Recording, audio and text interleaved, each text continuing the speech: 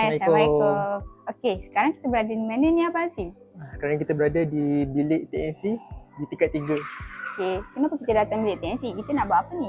So, kami mendapat Kelab Persatuan Junggala Negeri mendapat jemputan daripada Timbalan Sisila itu yang berbahagia Profesor Dr. Syamsul Jamili Biyuk.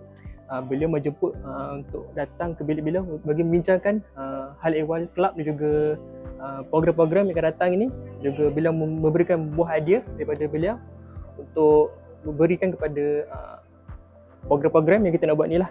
Oh, faham. So, kalau korang nak tahu suasananya macam mana, jom.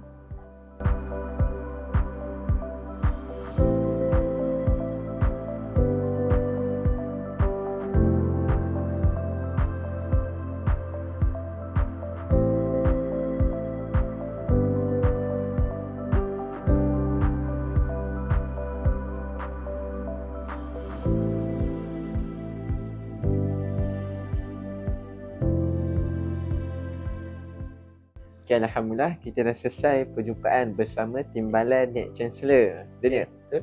Terima kasih kepada TNC atas segala idea dan juga cadangan untuk kelab kami. InsyaAllah. Okay, jadi nantikan untuk video yang akan datang. InsyaAllah. Bye bye.